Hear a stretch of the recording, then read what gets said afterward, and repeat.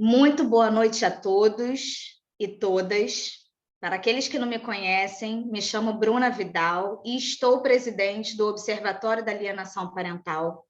E com muita alegria faço a abertura dessa terceira conferência do OAPAR, um evento que deu sucesso na primeira, na segunda, e eu espero, desejo e emano daqui as melhores energias para que a gente tenha uma terceira conferência muito produtiva, como foram as anteriores, né?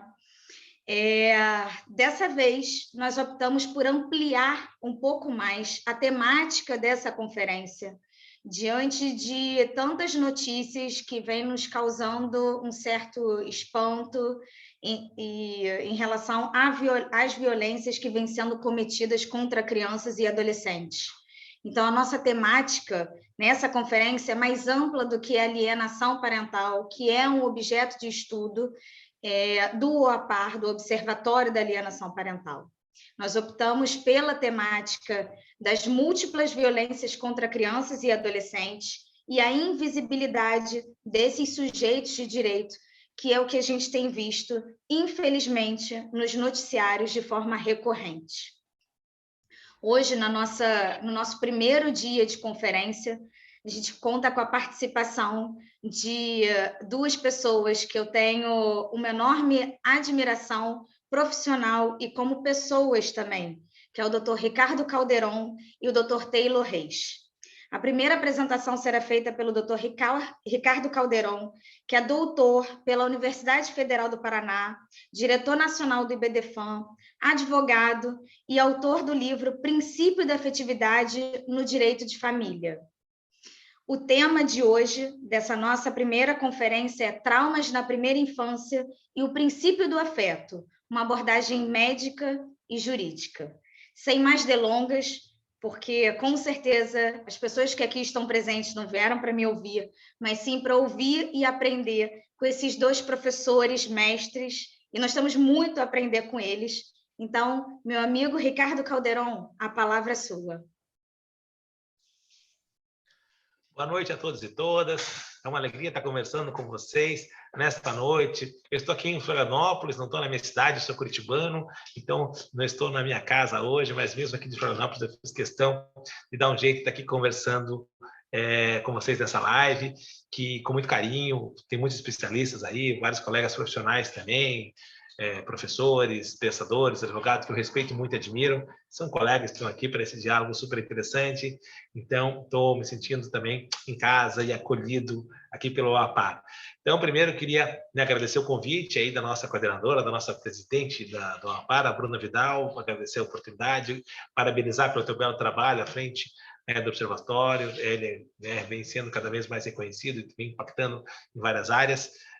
Parabéns aí pela tua iniciativa, pelo teu esforço, pelo teu time, que eu sei que você tem um time junto que te ajuda. Parabéns por ter conseguido reunir as pessoas boas. Obrigado aí pelo convite e pela oportunidade. E com esses meus parabéns, tendo aí a todo o time que trabalha no OAPAR. Siga em frente, é muito importante o trabalho que vocês estão fazendo. Cumprimento também aqui o Dr. Taylor Reis, que efetivamente eu não conheço pessoalmente, só ouvi coisas boas dele. Estou aqui em Florianópolis, no evento da OAB com a Glícia também, que é conhecida de todos vocês, e também é colega do Dr. Taylor Reis, e só vi boas referências, e certamente é uma honra estar aqui ao lado dele, ter ele aqui conosco, e justifico desde logo para todos vocês que eu não vou poder ficar até o final, porque eu estou aqui improvisado num cantinho aqui da OAB Santa Catarina, num evento que a culpa foi da OAB Santa Catarina, que mudou uma data de um seminário catarinense e acabou batendo aqui, porque o OAPAR havia combinado comigo há muito tempo antes, e o OAPAR manteve todas as datas, e eu fiz questão de conciliar aqui, ainda que seja num cantinho da OAB Santa Catarina, mas eu tenho horário para ir embora, que está fechando aqui tudo, estou meio clandestino já aqui no prédio, então eu peço aí a compreensão de todos vocês para não poder ficar até o final, mas desde logo quero dizer que desejo um bom evento mesmo depois aí da minha ausência. Muito bem, partindo aqui para o meu tema, para o meu recorte, efetivamente, meus trajes não negam, eu sou advogado, sou um pensador, estudioso aí da afetividade, mas com esse recorte jurídico, com esse recorte olhar do direito, com esse, digamos assim, com a leitura jurídica da afetividade, que é o que acaba nos impactando, é o que a gente acaba estudando mais. Mas, eu não gosto de iniciar essas exposições falando de afetividade, lembrar que não é uma criação do direito, nem mesmo emergiu do direito esta compreensão dos vínculos afetivos nas pessoas, seja nos relacionamentos familiares, seja nos relacionamentos de parentalidade. Então, é importante a gente ter essa compreensão que a eleição do afeto como um vetor central dos relacionamentos foi uma mudança social, foi uma mudança que as pessoas elegeram na sua vida fática, ou seja, socialmente, o afeto passou a ganhar esse reconhecimento, essa preponderância no estabelecimento das diversas espécies de vínculos. Então, o primeiro detalhe seria esse. Então, não é uma leitura só jurídica, não é só o direito que trabalha com afeto, com afetividade, não é efetivamente uma invenção de nós juristas, que a gente é louco de querer inventar as coisas. Nessa temática, e como em tantas outras também, mas em especial nesta aqui, não foi uma criação nossa. Pelo contrário, o direito, ele é acostumado a lidar com coisas mais sólidas, mais concretas, mais objetivas. Direito gosta de cópia autenticada, direito gosta de recibo, né, Bruno? Eu costumo dizer que o direito gosta de um carimbo de cartório, o direito gosta dessas coisas, de um registro de imóveis, o direito gosta de prova concreta, indene de dúvidas, gosta efetivamente desta materialidade nas provas e nas suas demonstrações. Usualmente, o direito, então, nesses últimos, vamos dizer assim, nesses últimos, claramente 200 anos, vamos dizer para cá, um recorte, o direito é cada vez mais objetivo, concreto, com provas materiais, preferencialmente, sempre que possível. De certo modo, isso foi feito até com os relacionamentos afetivos. E aqui o Stefano Rodotà tem um livro maravilhoso aí, que não tem português, é Diritto d'Amore, para quem é italiano, e ele demonstra isso, como que o direito, paulatinamente, foi criando critérios, requisitos, categorias, e ele fala que, ao final, acabou criando uns muros muito altos para que os relacionamentos afetivos, relacionamentos de conjugalidade, relacionamentos de parentalidade, não conseguissem superar esse muro e adentrar ao mundo do direito. Então, nossas categorias, nossas amarras, nossas definições, nossos conceitos acabaram virando muros muito altos.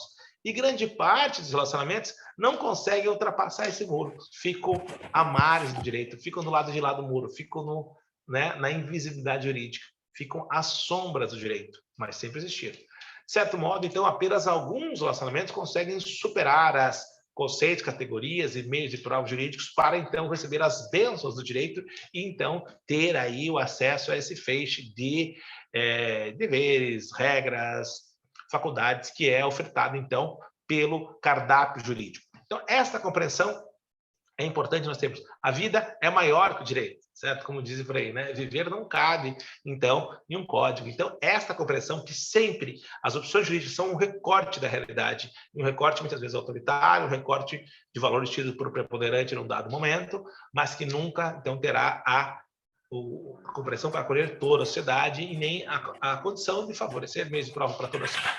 Nessa perspectiva, então, que o direito de família, os juristas, os pensadores, igual todos nós que gostamos do direito de família, de certo modo, temos que ter a compreensão que as regras do direito de família, aqui no Brasil, em especial, que foram estipuladas aí no Código Civil de 16, as regras anteriores, vamos dizer assim, fazendo um recorte, um passo atrás, para compreendermos do que estamos falando de tantas mudanças, lá no Código Civil 16, início do século passado, 100 anos atrás, mais ou menos, nós tínhamos um direito de família formal, rígido, um direito de família concreto, que tinha meios de prova, totalmente só existia a família pelo matrimônio civil, e o matrimônio era feito num cartório, com carimbo estatal prévio, antes de começar, e o casamento também só terminava com outro carimbo do cartório, com o divórcio, etc. Então havia essa mediação formal, estatal, por atos bem demarcados.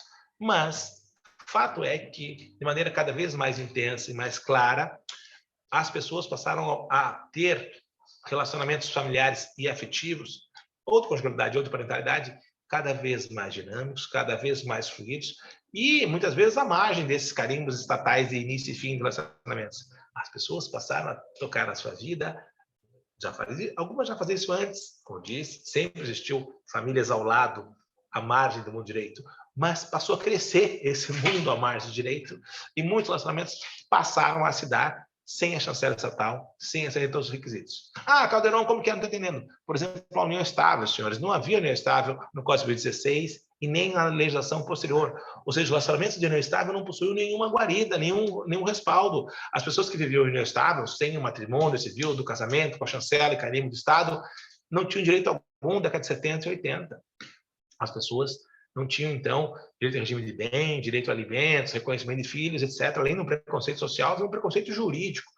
E, de certo modo, o que aconteceu é que as pessoas passaram a viver de maneira um crescimento exponencial e inestável, mesmo com essa dificuldade do direito, mesmo às sombras do direito.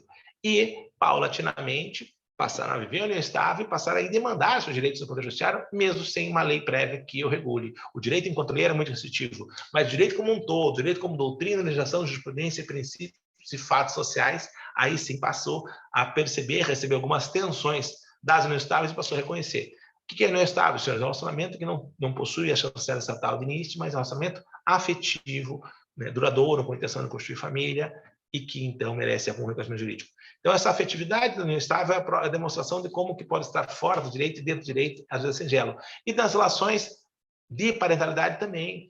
A filiação sócio-afetiva, que é conhecida, todos nós trabalhamos com isso, é outra prova viva disso. Não existia lei recentemente, até hoje há leis muito tímidas tratando de filiação sócio-afetiva. E as pessoas passaram a manter vínculos filiais sócio-afetivos mesmo assim. As pessoas na sociedade adotaram isso e veem como suficiente e como adequado para a sua vida, a sua opção de vida boa, e até mesmo depois vem pleitear os efeitos jurídicos de vínculos sócio-afetivos na filiação, mesmo sem lei prévia que regule isso. E a filiação sócio-afetiva passou a ser colhida jurisprudencialmente na década de 90, passou a ser efetivamente, hoje em dia está pacificada, e até o reconhecimento extrajudicial pelos procedimentos 63, 83, CNJ, etc. Mas também fez essa passagem, digamos, do que era fora do direito e a forceps meio que consegue o reconhecimento jurídico. Então, a filiação sócio-afetiva, o outro relacionamento filial decalcado pela afetividade e que, então, que entra na forceps do mundo do direito. E, senhores, essa passagem foi feita por vários relacionamentos, vai citar o último só, as uniões homoafetivas. Não tinha reconhecimento nenhum até 2011 no Brasil. E eram, né? Mas as pessoas passaram a exercer essa forma de vida, principalmente afetiva, e passaram a depois pleitear os seus direitos. Então, e o que é relevante desse relacionamento que eu estou citando? O elo central, o vetor preponderante nessas questões, seja na união estável, seja na filiação afetiva, seja nas uniões homoafetivas. Não é, então, uma chancela estatal, não é um reconhecimento prévio do direito, não é um carimbo do Estado. O que é preponderante no estabelecimento desses relacionamentos todos? O que é comum a todos eles? O vínculo afetivo, a afetividade, a opção afetiva de todos eles. Então, nós conseguimos perceber que as pessoas passaram a dar valor ao critério afetivo, ao elo afetivo, ainda que o direito não o fizesse. Então, antes, a opção pela afeto e afetividade é uma opção da sociedade, das pessoas. O direito vem depois reconhecendo, sempre com atraso. O direito é sempre menos Rubens Barrichello. Eu costumo dizer aqui, o direito é sempre um passo atrasado, sempre um pouquinho atrás. Então, e para quem gosta de série, eu sei que o pessoal às vezes prefere ver muitas séries, aí, mais do que live, se a gente prefere ver série, aqui fica uma dica para vocês, e a grosso modo era possível dizer, antes existia efetivamente algum critério efetivo, sim, mas era tímido. Vamos dizer assim, 200 anos atrás, isso era muito tímido, era muito singelo. Outros critérios e fatores prevaleciam no momento de estabelecer uma união de conjugalidade, por exemplo. Haviam preocupações da família, da religião, de países, patrimoniais, e o critério efetivo era ou zero ou muito diminuto.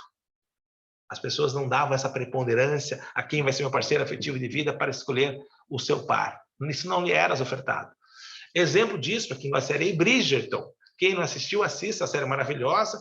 E agora lançou a última temporada, que está boa também. Veja a segunda temporada que acabou lançou agora no mês passado. Mostra muito isso. Havia eles interesses econômicos de família, fatores, dote, patrimônio, uma família de classe A, título de nobreza, etc., que estavam influenciando. Para os ricos isso era muito claro. E mesmo a família mais pobre, mais singela, tinha que acertar como que paga o dote, como não paga, quem vai acertar a mulher sempre, né, prejudicada, a mulher sempre alijada, a mulher sempre vítima de um patriarcado que deixa a raça até hoje, sempre também haviam N composições e a afetiva era nula ou quase nenhuma. Embora Bridget passe a mostrar essa mudança, né? E o amor, onde é que entra? E a vontade das pessoas quererem.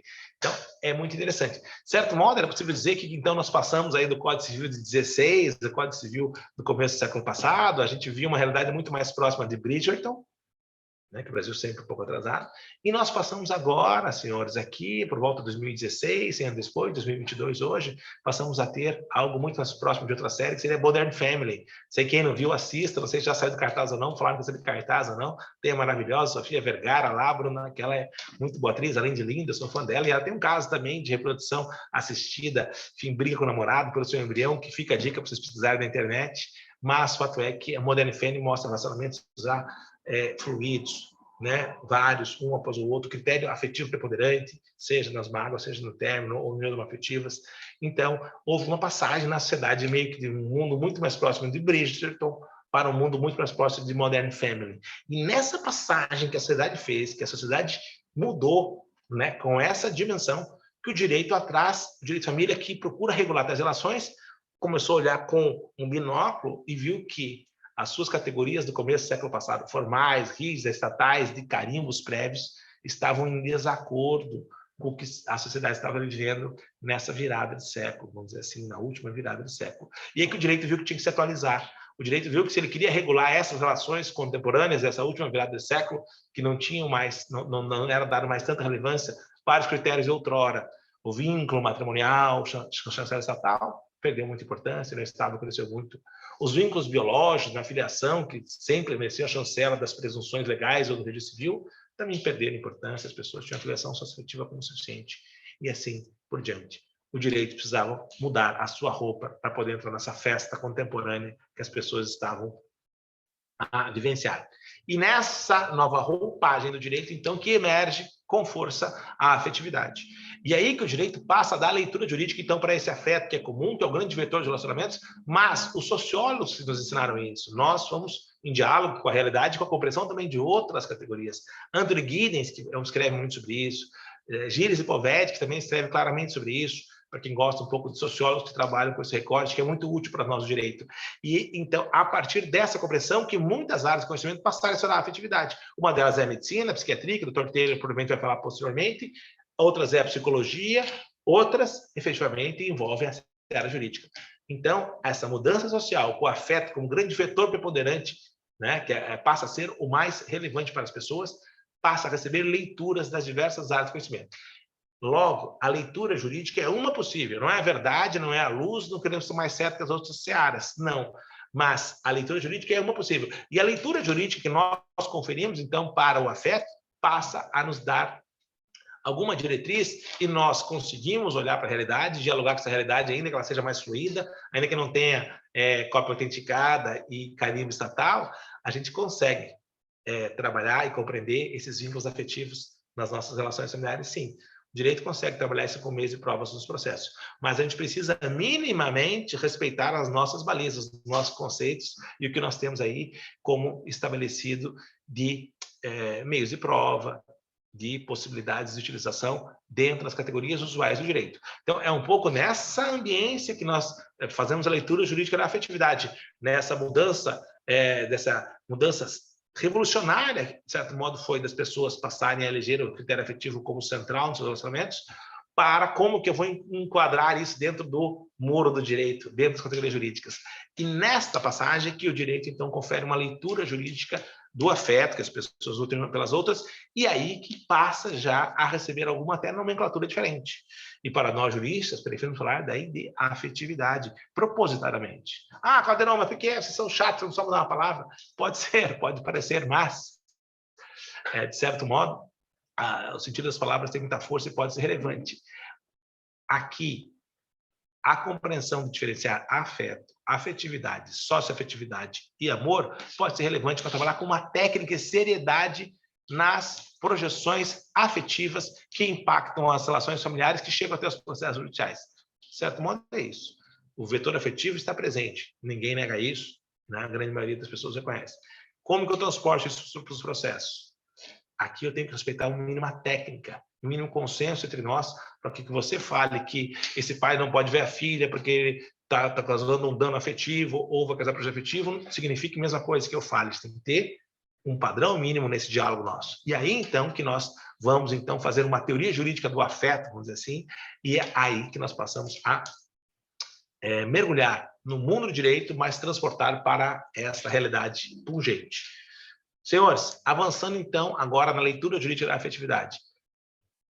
Nós, de certo modo, majoritariamente, a doutrina hoje vem distinguindo afeto e afetividade. Vamos iniciar. Afeto é um sentimento anímico, sim, que as pessoas nutrem um pelas outras. Legal, isso é verdade. etc. Mas nós, juristas, temos dificuldade de trabalhar com o afeto, por quê? Porque o afeto, enquanto sentimento anímico, ele não tem meio de prova direta, não tem uma máquina de ressonância magnética para saber se alguém nutre afeto por outra pessoa ou não. Não existe. Então, o afeto, enquanto sentimento anímico, que as pessoas nutrem umas pelas outras, isso é fato, e de maneira cada vez mais intensa, recentemente, como nós vimos, o direito tem dificuldade de trabalhar com algo tão sutil, tão sensível quanto o afeto. É verdade. Mas isso não acontece só com afeto, acontece com outras questões também, e o direito criou uma técnica para tentar transportar isso para as suas categorias, para transportar questões tão subjetivas para os seus meios de prova dos processos judiciais, para compreender, ainda que sejam rastros dessas questões subjetivas como o afeto. E qual que é a técnica jurídica utilizada? O direito, então, ele vai passar a perceber que ele não consegue compreender o afeto por si enquanto sentimento, não. Mas, se esse afeto for exteriorizado em atos e fatos jurídicos, opa, o direito liga seu alerta, por quê? Porque nós somos especialistas em trabalhar com atos e fatos jurídicos. Nós somos especialistas em provar fatos como meio de prova. Então, esse afeto, se ele for exteriorizado e vai deixar rastros na realidade concreta, opa, isso me interessa. Esses atos e fatos jurídicos me interessam sobremaneira.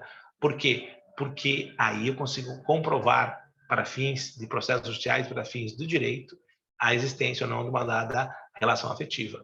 Logo, o afeto sozinho eu não provo, não. Mas o afeto exteriorizado, ou seja, o afeto que foi objeto de alguma atividade, ou seja, se houve atividade desse afeto, se houve afetividade, eu consigo comprovar no direito. Compreenderam? Logo, se eu tenho, então, rastros desse afeto na realidade concreta, eu consigo provar. Por isso, então, se eu tenho afetividade, eu consigo trabalhar no mundo jurídico. Por isso que nós, juristas, preferencialmente, devemos falar afetividade, certo? E não afeto. Afeto deixemos para o Dr. Taylor ou para outras áreas. Nós não temos condição de tratar disso. Nós, no máximo, vamos tratar com os rastros, as projeções aqui do afeto que deixaram os vestígios da realidade concreta. E nós estamos tentando fazer a reboque, não é o ideal, mas é como nós conseguimos trabalhar hoje para compreender e aplicar categorias jurídicas, digamos assim, de certo modo, ásperas a tal relacionamentos tão sensíveis. Essa sintonia fina é feita, de certo modo, por a afetividade, como nós estamos conferindo na leitura atual. E esta afetividade aqui, por exemplo, então, nós aqui no direito, sempre que forem tratar, já vamos evitar falar afeto, porque eu não tenho meio de prova muito, e falar afetividade. É a primeira sugestão que fica aqui. Se eu fosse muito preciosista, assim, e a gente tem fama de ser, já nós, professores e juristas, e ainda mais curitibano, tem fama de chato ainda e tudo mais, eu já ia dizer, Bruna, troca o título lá, coloca lá afetividade, não afeto. Mas como eu sei que nós estamos entre amigos aqui e tal, a gente pode trabalhar com essa compreensão, mas eu sugiro fortemente que se utilize juristas, que estiveram no mundo jurídico, que a gente utilize a afetividade, que é ensino que se não compreender. Então, que eu tenho atos e fatos jurídicos para demonstrar uma dada relação de afeto. Muito bem, já diferenciamos afeto e afetividade. O que é socioafetividade, que é tão famosa entre nós? Ah, socioafetividade, etc. Socioafetividade é o reconhecimento social de uma dada relação de afetividade que foi externada. Ou seja, socialmente, uma dada coletividade, um grupo, aquele grupo onde ela está inserida, o grupo escolar, o grupo dos bairros, o grupo dos familiares, o grupo da igreja, ou seja, aquela comunidade onde aquelas pessoas estão inseridas reconhecem uma relação de afetividade entre um pai e um filho, entre, enfim, entre uma mãe e uma criança, etc. Ou seja, eles não sabem se eles têm lá o registro do civil ou não tem, etc. Mas sabem que se apresenta lá como pai e filho, que leva na escola, que joga bola, que chama de pai, chama de filho, vai na missa, vai no clube, final de semana, etc. Ou seja, há um reconhecimento social de uma dada relação de afetividade exteriorizada. Socioafetividade, reconhecimento social da afetividade que foi externada. Muito bem. A partir disso, também, quando você vai comentar um laudo, alguma coisa assim, quando você falar de socioafetividade, você vai estar falando desse reconhecimento social por terceiros. Também já eleva a tua petição, teu artigo, tua argumentação.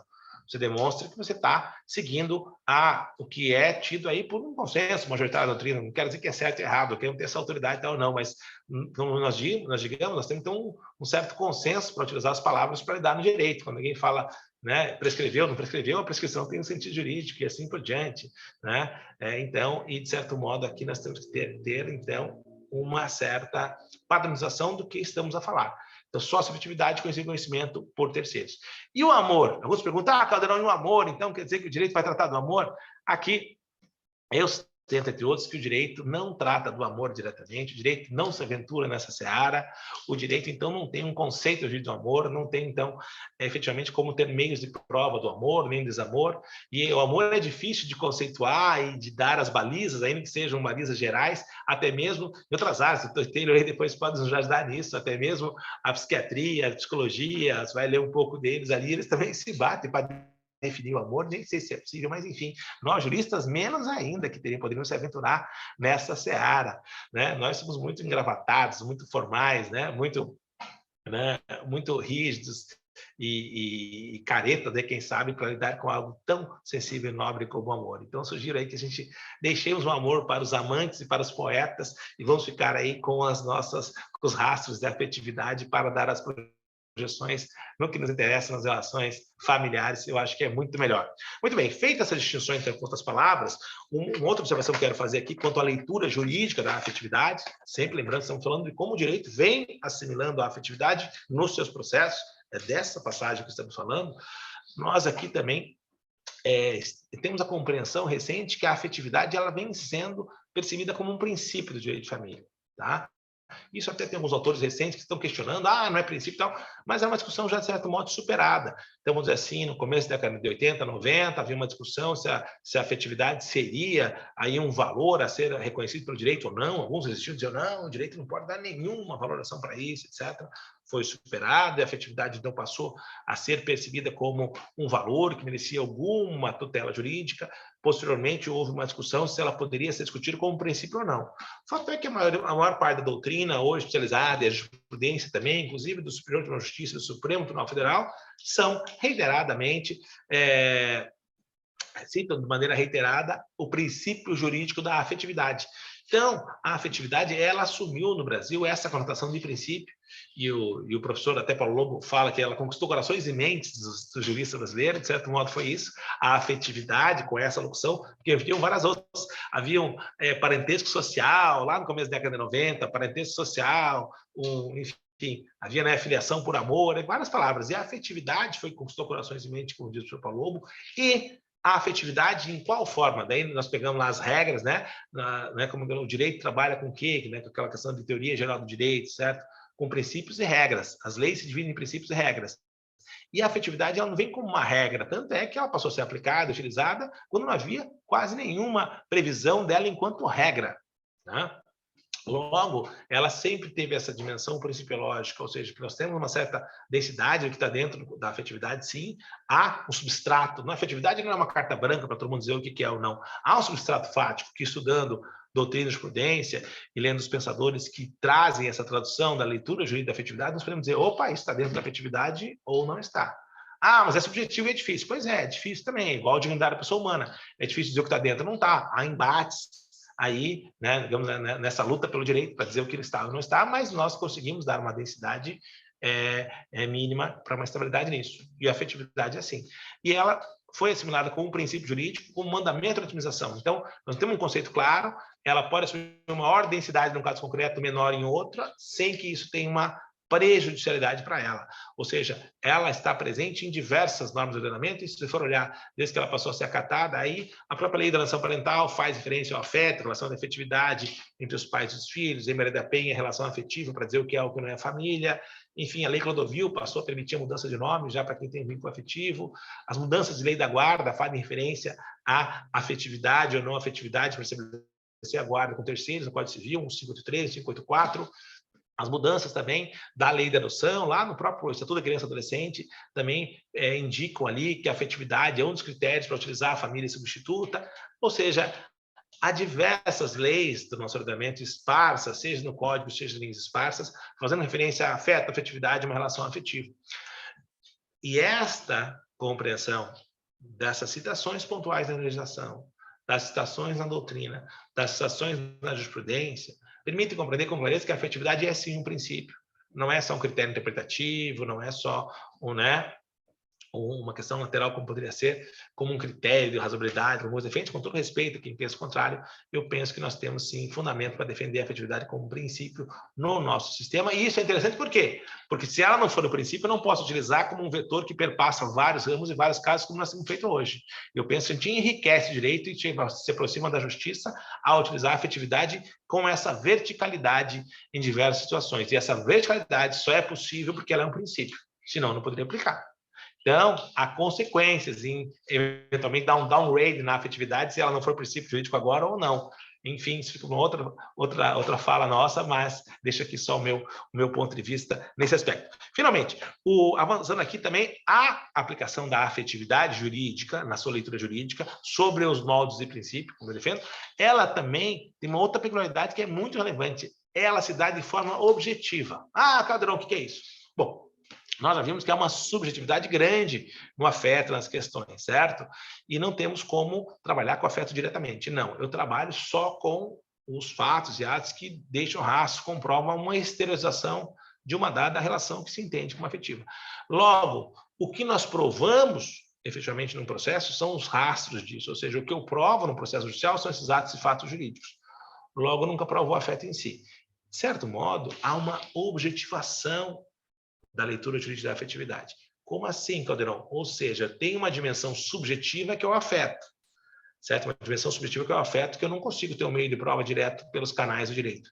Mas tem uma segunda dimensão da afetividade, para fins do direito, que são esses meios de prova, são esses atos e fatos que deixaram rastros. Essa dimensão eu consigo ter um meio de prova? Consigo sim. Essa dimensão objetiva, concreta, eu faço meio de prova? Sim. Logo, o afeto é a dimensão subjetiva. Os atos e fatos de prova é a dimensão objetiva. Assim que eu comprovar os atos e fatos de uma dada relação, se comprova a presença dos fatores dessa dimensão objetiva, eu presumo o afeto na sua dimensão subjetiva. Ou seja, é o princípio jurídico da afetividade objetiva. De certo modo, para comparar aqui e facilitar, é como a boa-fé. O grande princípio dos contratos qual que é? Da boa-fé objetiva, não é? Boa-fé não é. E vamos pensar, senhores, a boa-fé também não é subjetiva? É fácil saber quem está com boa-fé numa dada relação contratual, numa postura obrigacional? Não é fácil. Também não dá para entrar na cabeça da pessoa e dizer, você está de má-fé aqui, não. Não, faltou boa-fé aqui. Mas não conseguem. Mas, olha, a boa-fé vem de direito canônico, buena fides, enfim, há toda uma subjetividade desde o seu nascedouro. Mas o direito, sabiamente, percebeu que a boa-fé era importante no mundo mercantil, importante no mundo dos contratos, importante no mundo das pessoas, e falou que preciso tratar disso aí. Eles usam muito. Então, o direito fez o quê? Mas eu não tenho como saber efetivamente da presença da boa-fé ou não. Ele objetivou a boa-fé. Ele falou, bom, se a pessoa fizer tal e tal postura, eu vou ter tido como representativa da boa-fé. Tal e tal postura, eu vou ter como ofensiva da boa-fé ou até de má-fé. De certo modo, mutatis mutandis é o direito fez com a afetividade. A gente utiliza, então, os elementos concretos e eles estão presentes, eu presumo a boa-fé, presumo a afetividade.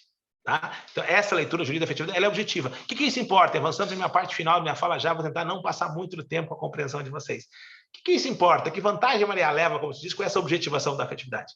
Logo, a presença ou não de uma relação de afetividade e uma a guarda compartilhada ser melhor ou pior para uma criança, ou o regime de convivência ser mais amplo, atende essa relação filial, atende essa questão da afetividade ou não, não fica totalmente subjetivo na mão de um laudo, muitas vezes, de um psicólogo, etc., e nós, de direito, não podemos nem dialogar e nem ter meio de prova, não. Se a leitura jurídica da afetividade para fins jurídicos ela é objetiva e ela é decalcada em fatos e atos jurídicos, e nós fazemos essa presunção da sua presença do aspecto subjetivo, eu posso, no laudo, dialogar com os elementos concretos, com os atos e fatos jurídicos de afetividade. Então, o laudo diz, eu não entendo que não deve ser mantida a convivência paterno-filial. Por quê? Porque isso é contra o melhor interesse da criança e contra a sua afetividade. Por quê? Ele tem que demonstrar esses atos e fatos que permitiram chegar a tal conclusão. Ele tem que demonstrar quais são os atos. Não, porque a criança demonstrou isso, porque a criança tem tal convivência, porque o estudo social demonstrou aquilo, na escola é isso, um desenho, etc. Ele tem que demonstrar quais são os elementos que permitiram tal conclusão. Então, a objetivação da afetividade eleva a discussão e traz uma técnica mais adequada para permitir um diálogo entre advogados, juízes, promotores, psicólogos, peritos, assistentes técnicos, que é o que nós temos que ter. nós trabalhamos no direito com técnicas, temos que ter palavras comuns, denominadores comuns. Então, ninguém tem aqui o dono da palavra. Então, não pode o advogado me dizer, pela afetividade, eu quero guarda compartilhada e visitas livres. E outra parte diz, pela afetividade, eu quero guarda exclusiva e nenhuma visita, e ficar dando palavras ao vento. O advogado não pode fazer isso na inicial, mas também o juiz não pode fazer na sentença. Pela afetividade, eu nego a guarda compartilhada, pela afetividade, nem o promotor e nem o perito. Logo, então, é importante que nós tenhamos essa compreensão, que a afetividade é uma densidade em torno do que ela significa para o direito, sim, e ela é comprovada de maneira objetiva. Então, eu posso surgir meios de prova assim, como que eu vou provar o amor? Não é disso que se trata, não estou falando de amor. Como que eu provo o afeto? Com as demonstrações na realidade concreta que ele deixou. Então, senhores, isso permite que nós trabalhemos com seriedade, com técnica, mesmo com temas tão subjetivos quanto o afeto e a afetividade jurídica, que é, de certo modo, que a gente faz com a boa-fé, a gente faz com tantas outras questões, como a dignidade da pessoa humana e assim por diante.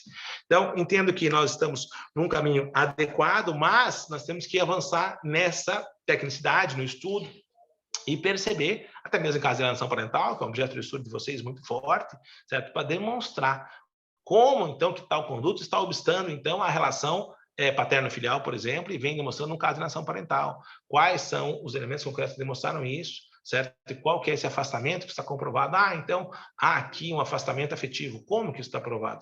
Não é só por uma intuição, uma palavra ou menos, não. Isso tem que ser demonstrado, de certo modo, da maneira possível. Nem sempre é fácil, eu sei disso, mas, de certo modo, é possível nós tentarmos aí demonstrar com os atos e fatos aí, e o psicólogo, junto com os advogados, com o assistente técnico, vão ter condições de fazer esse diálogo, mas com uma objetividade mínima e sempre decalcado em fatos e atos jurídicos, mesmo tratando de afetividade.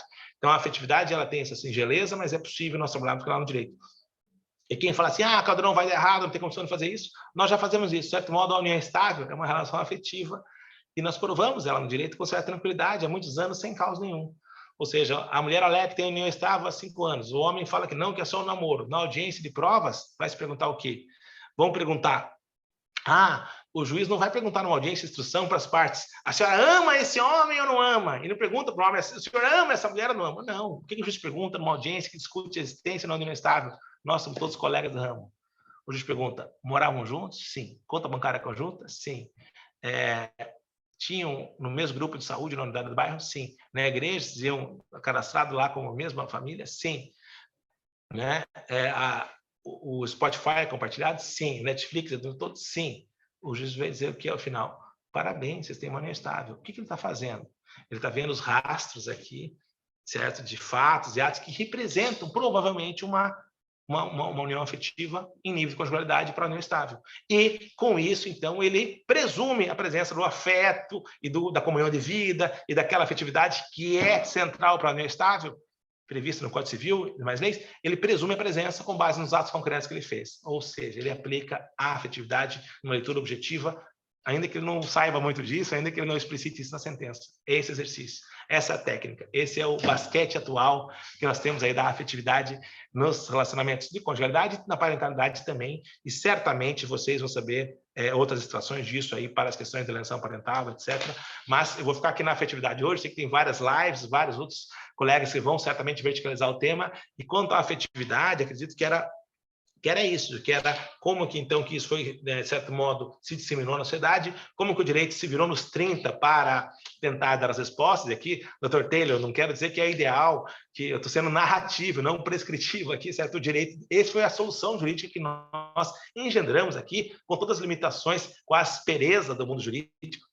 Né? E aqui ciente que o professor Stefano Rodotà fala que o direito maltrata os relacionamentos afetivos. Ele tem esse livro Direito do Amor, ele fala que nós deveríamos nos envergonhar do que fazemos aí com os relacionamentos afetivos, seja com a mulher, que sofreu tanto muitos anos, seja com as uniões estáveis, seja hoje com as uniões homoafetivas, que tanto sofrem, e aqui o direito cria tantas amarras, tantos obstáculos para o reconhecimento desses relacionamentos afetivos.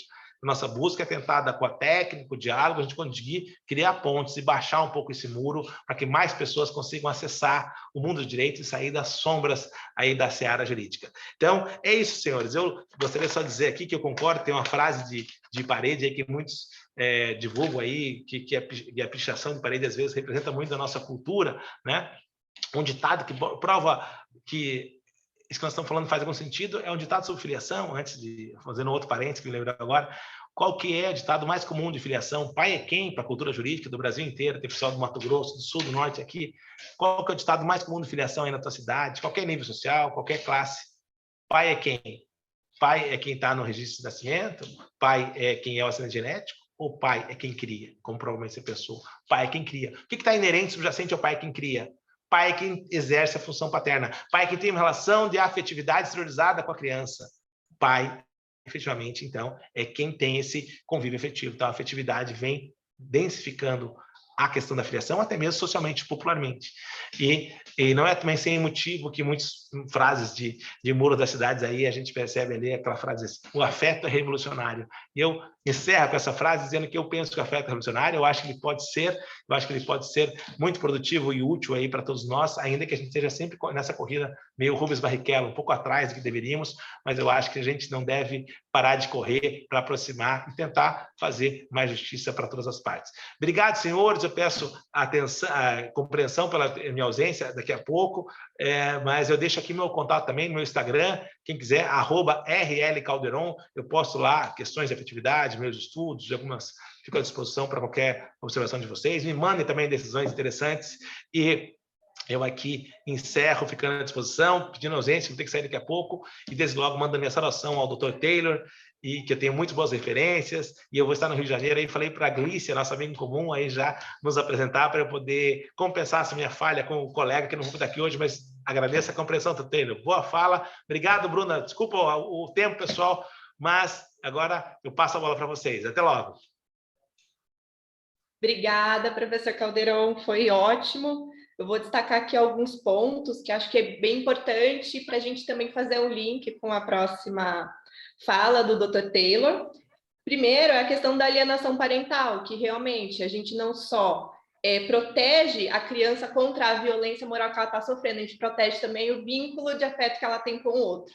Então, realmente, trazer o afeto para dentro do direito é muito importante e realmente é muito legal que a gente esteja nesse movimento, inclusive da nossa leitura jurídica de muitos institutos e também de muitos direitos também, como a questão do direito à convivência com a família extensa, com a questão do vínculo dos irmãos na questão da adoção, da perda do poder familiar, que tem essa preferência justamente pela questão do vínculo de afeto que se presume que se tem, que também é importante para o desenvolvimento saudável de uma criança.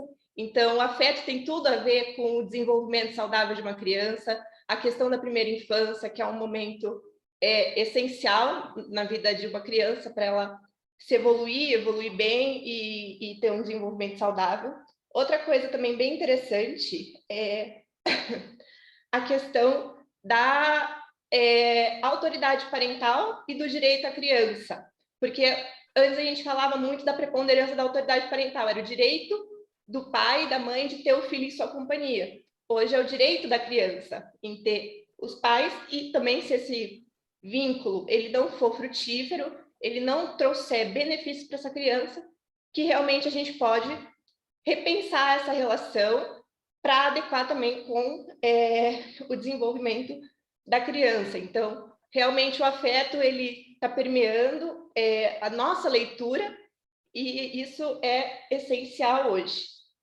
Tenho só 2 avisos. O primeiro é reforçar que quem está precisando da obtenção do certificado, que precisa enviar o e-mail para o APAR, tá? Então, não basta colocar o nome no chat, por favor, envie os e-mails para ficar tudo certinho.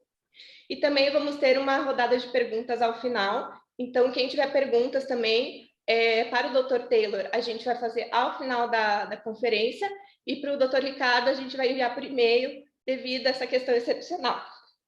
Então, finalizando aqui, eu vou passar a palavra para o Dr. Taylor, que é médico psiquiatra, tem mestrado pela FRJ e é membro da Royal College of Psychiatrists.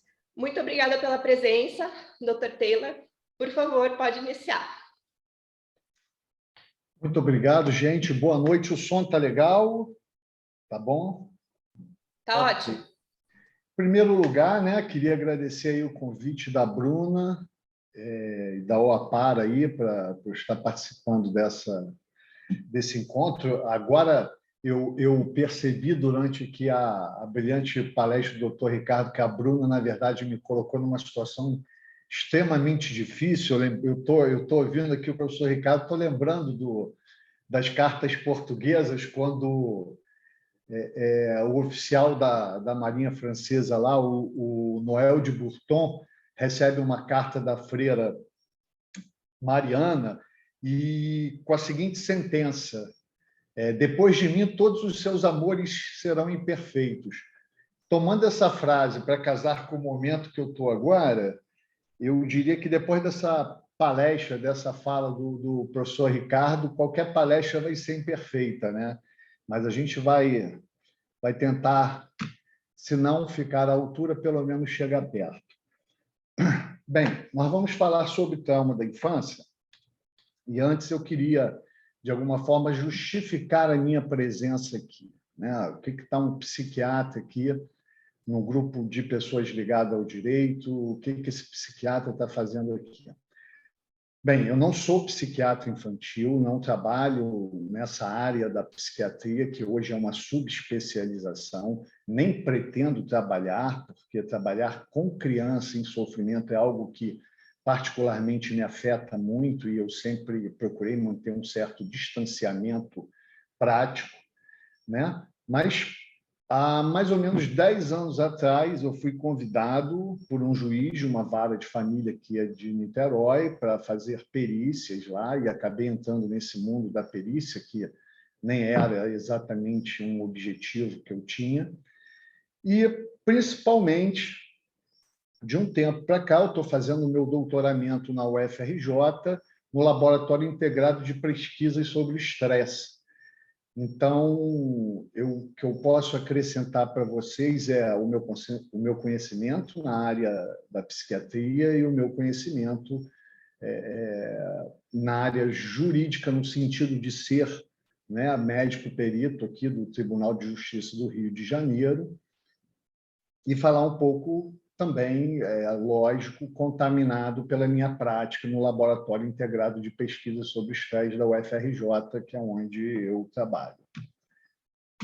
Posto isso, eu queria iniciar dizendo que nos anos 90, o CDC, que é um órgão americano, todos agora devem estar mais familiarizados com essa sigla, né, em função da pandemia que acabamos de viver, é o órgão que regulamenta determinada parte ligada à saúde e às pandemias e às endemias que podem assolar os Estados Unidos e, na verdade, o mundo. O CDC é uma instituição americana que fica monitorando, na verdade, sinais de doenças e sinais de outras coisas que possam chamar a atenção nessa área de saúde em relação ao mundo todo.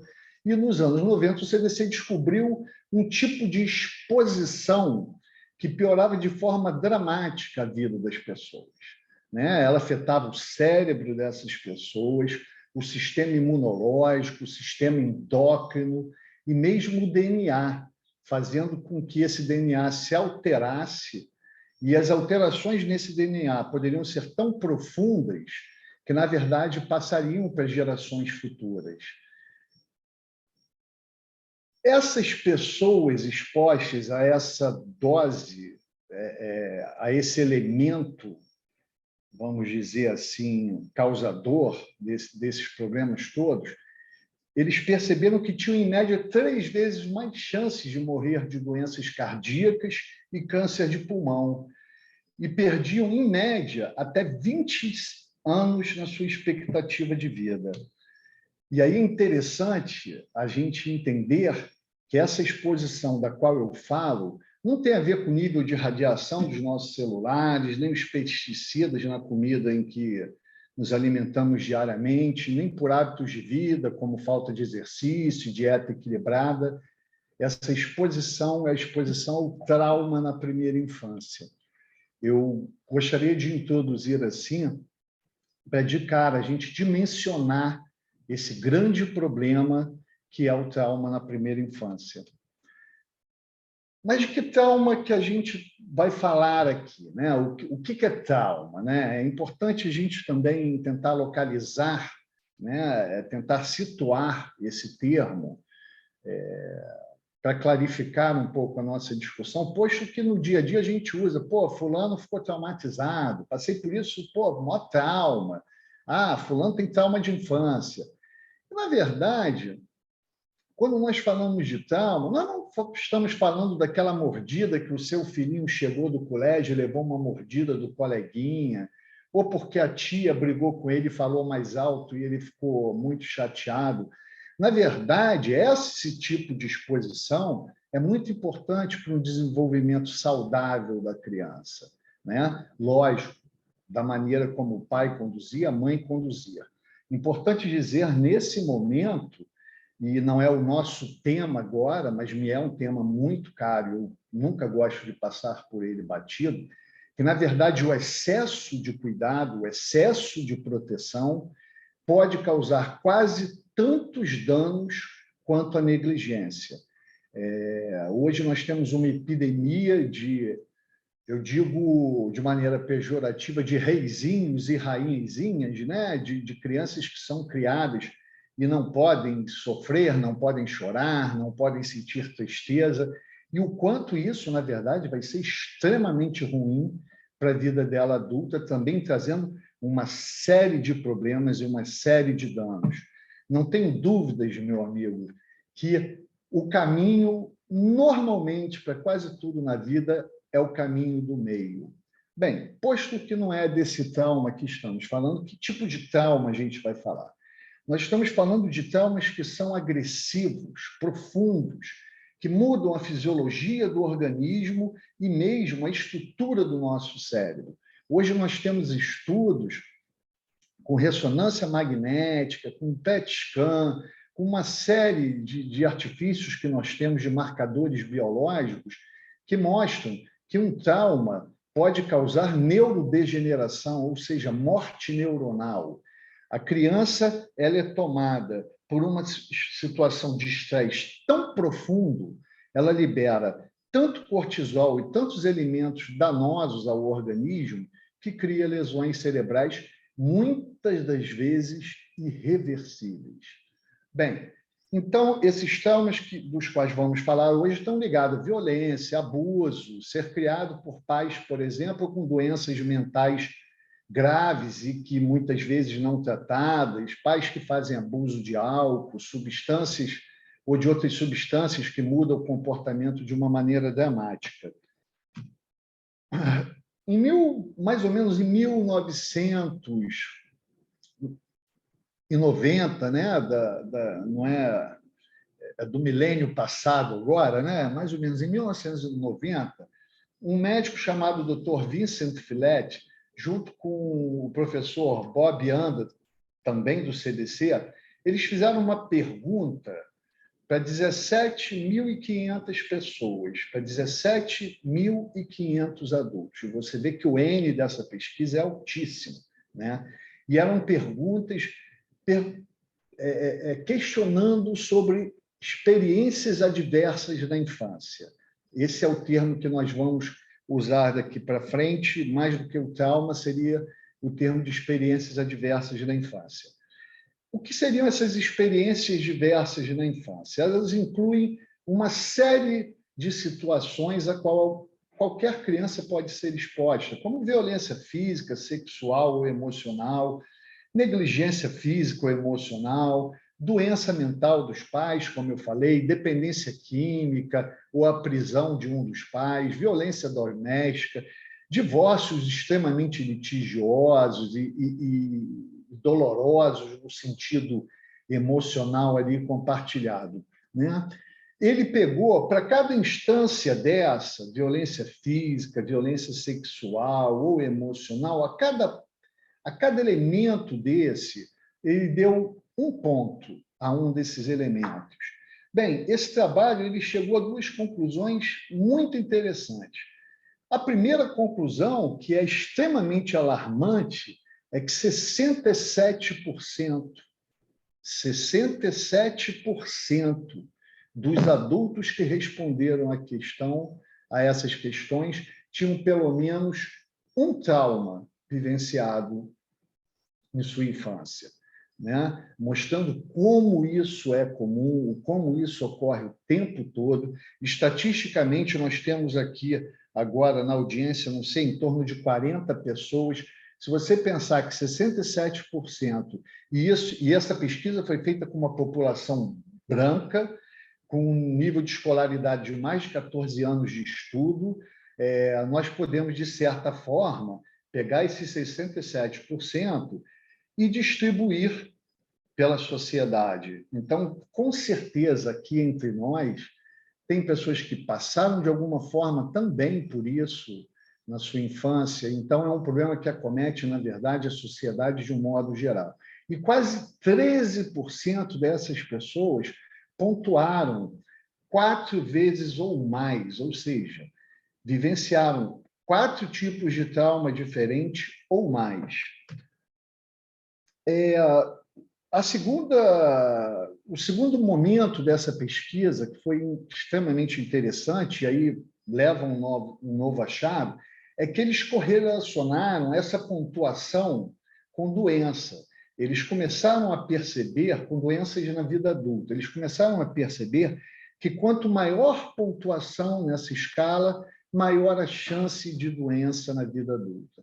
Então, para vocês entenderem apenas isso, para aqueles, por exemplo, que pontuaram com 4 pontos, né? Essas pessoas tinham 4 vezes mais riscos de ter doença pulmonar obstrutiva grave, tinham 4 vezes mais risco de desenvolver quadros de doença hepática do que aqueles que não tinham pontuação nenhuma. Depressão, esse número chegava a 5 vezes e alarmantes 12 vezes mais chances de cometer suicídio do que aqueles que não tinham pontuação nenhuma nessa escala. Para 7 ou mais pontos nessa escala, aí apareciam riscos também muito elevados em relação a risco para câncer de pulmão, 3 vezes mais, quase 4 vezes mais a chance de infarto, que é a doença que, de um modo geral, globalmente, é a que mais mata. E é fácil, e aí, de repente, é fácil a gente cair numa armadilha nesse momento, né? Lembrando que isso são pesquisas feitas por instituições sérias, em que os vieses são extremamente controlados, né? Só que quando a gente ouve isso de alguém falando, é fácil a gente cair numa armadilha de achar que simplesmente é pelos maus hábitos da pessoa, que a pessoa que passou por dificuldades, ela acaba desenvolvendo péssimos hábitos de vida e vai beber mais e vai fumar mais. Sim, isso de fato acontece, e a gente vai falar um pouco isso adiante.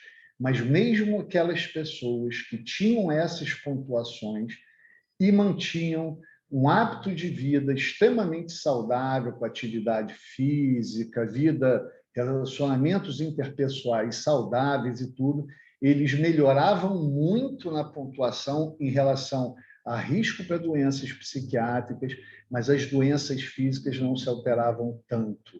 Ou seja, a relação direta ao trauma e muito pouco influenciada pelos hábitos de vida que essa pessoa veio a desenvolver.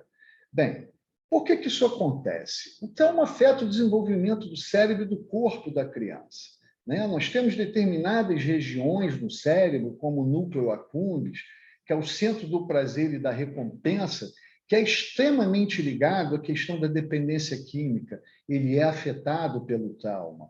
A inibição do córtex pré-frontal, eu costumo dizer para os meus outros colegas médicos, de maneira sarcástica, que a única coisa que separa a medicina da veterinária é a psiquiatria.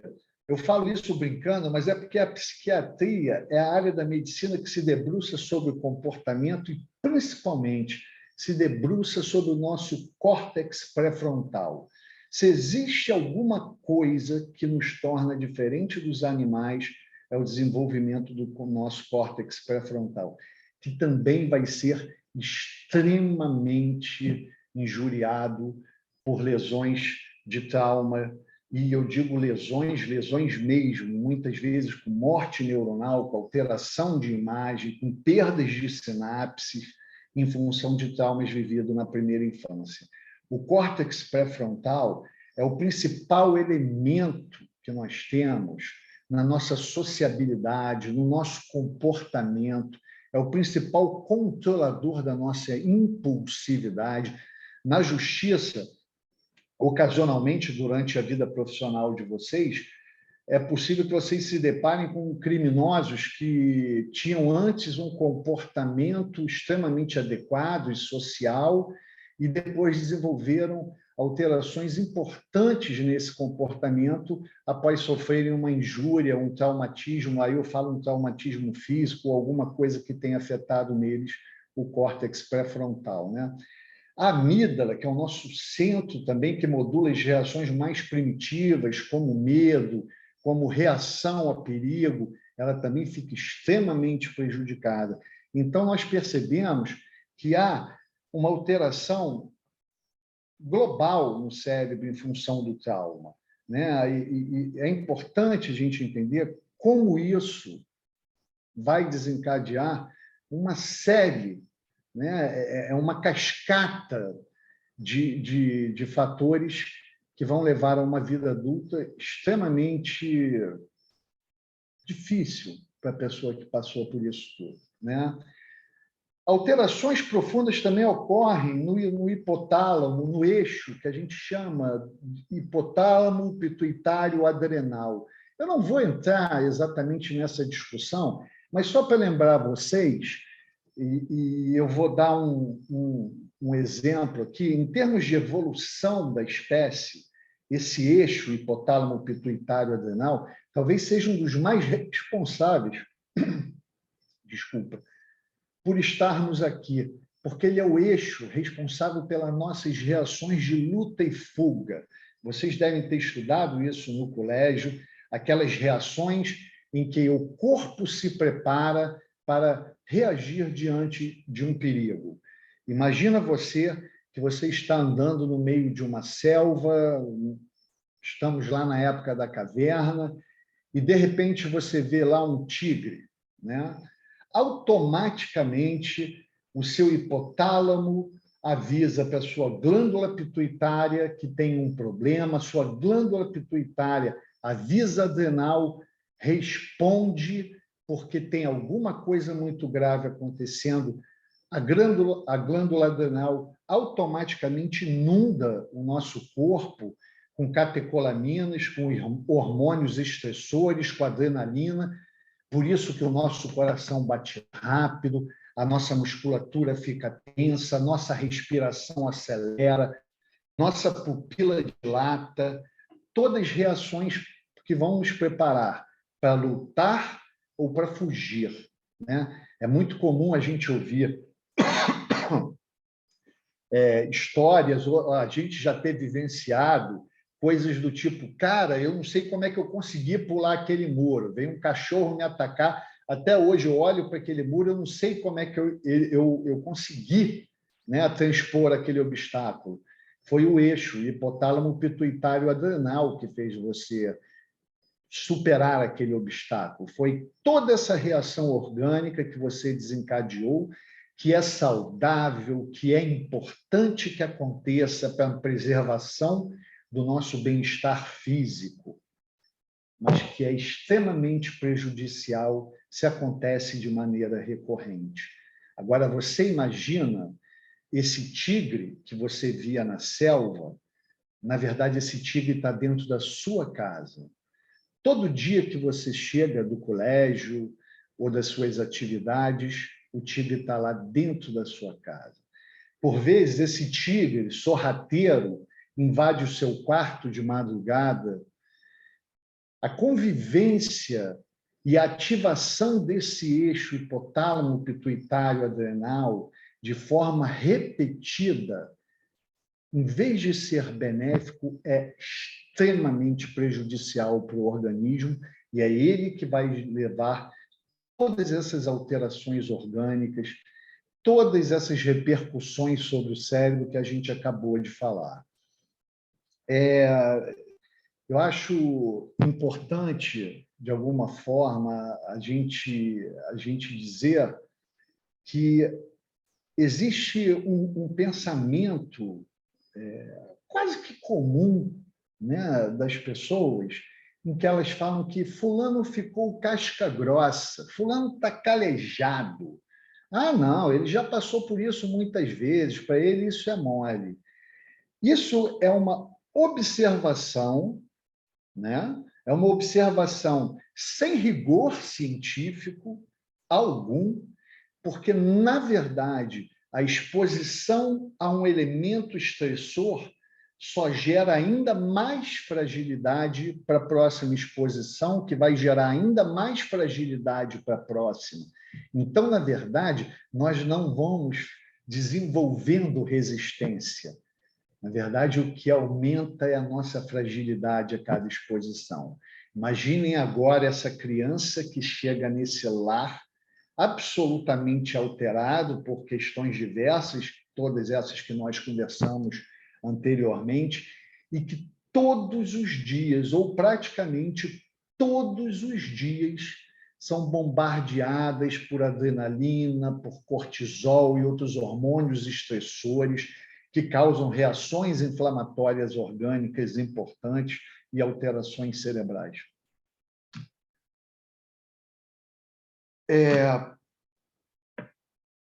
Só um minuto. Só um minuto aqui que eu tenho um controle aqui das coisas e me perdi um pouco.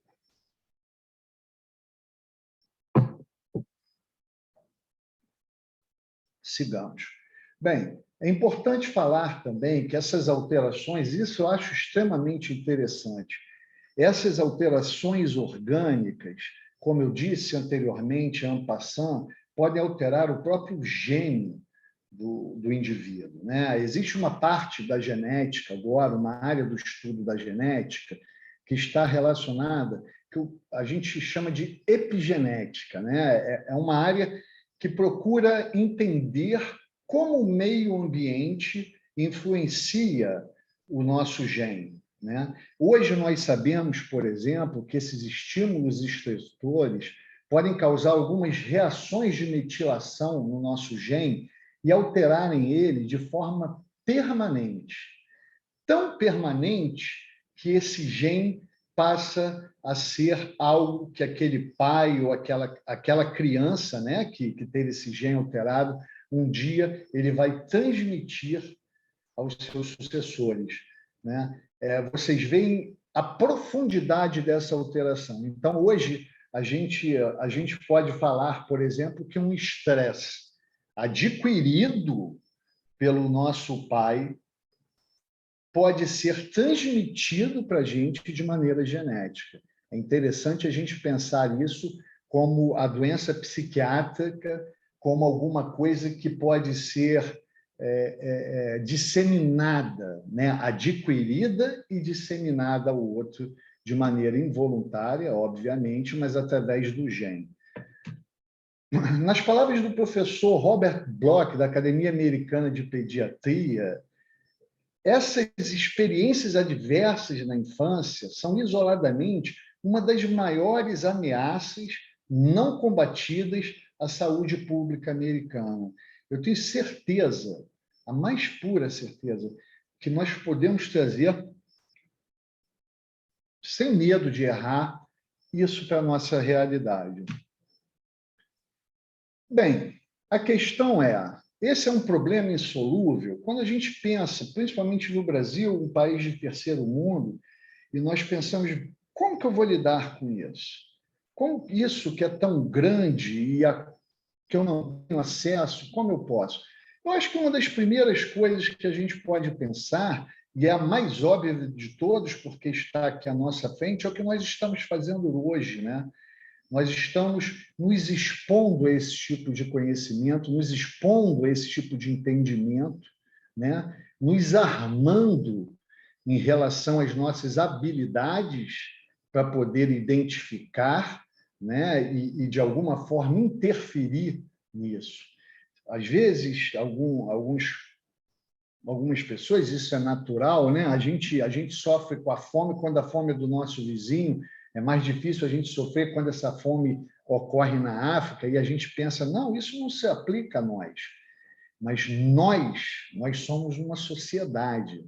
O que acontece com o meu vizinho tem a mais absoluta ligação com o que acontece comigo. Nós tivemos a oportunidade, nesses últimos anos agora, de entender como o comportamento de cada um pode afetar a coletividade, né? E quantas crianças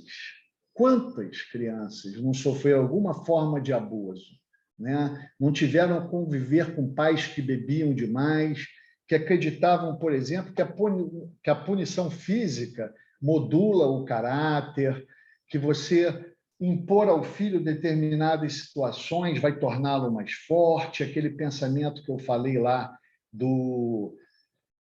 desse entendimento errado que nós temos de que isso cria, de alguma maneira, resistência. A ciência, ela, de certa forma, ela vem para indicar a gente uma direção. E, nesse momento, eu acho muito importante dizer que a ciência vem para fazer isso, porque nós estamos vivendo num momento extremamente perigoso em que opiniões aleatórias tomam tamanhos desproporcionais à importância de quem fala, né? Nós temos que nos basear, acima de tudo, quando falamos de saúde, quando falamos de bem-estar, em relação àquilo que a ciência nos dá. Foi uma longa caminhada até aqui e a gente não pode, de maneira nenhuma, deixar que nenhuma pessoa obscurantista ou obtusa nos desvie desse tipo de pensamento, né? Eu costumo dizer que, em 1950, há pouquíssimo tempo atrás, a vida média no Brasil era de 48 anos.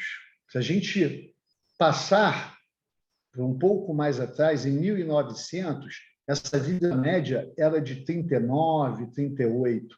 As pessoas costumam dizer que Jesus Cristo morreu jovem, aos 33 anos, mas, na verdade, na época em que ele vivia, ele morreu coroa, pode-se dizer, porque você tinha uma vida ali de 29 anos e ele morreu aos 33.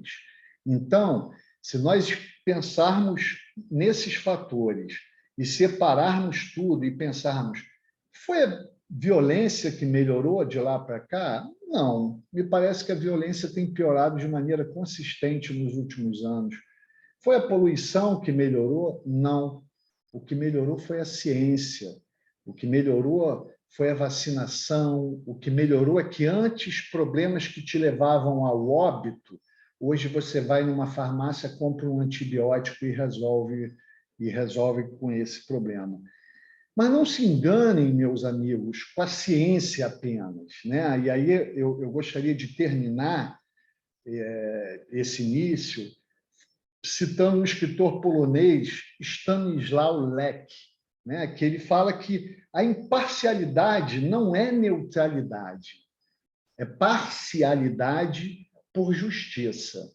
Eu vou repetir, a imparcialidade não é neutralidade, é parcialidade por justiça. E ainda que seja a ciência que aponte esse caminho, não se enganem vocês, é a justiça que nos separa da selvageria. Em momento nenhum nós devemos admitir nenhum combate, não só apenas à ciência, como à justiça, porque a justiça é aquilo que nos salva. Eu falo a justiça com J maiúsculo, com J enorme. Não é a religião, não é o nível educacional, não são os avanços tecnológicos que vão influenciar tanto nisso quanto a justiça. E sejamos nós, todos que estamos aqui, que diariamente possamos ser os agentes dessa justiça e para que essa justiça chegue às nossas crianças. Era isso. Obrigado. Maravilhoso. Obrigada, professor Taylor, foi sensacional. Como a medicina, ela agrega muito no nosso conhecimento e nos faz ter um olhar diferente.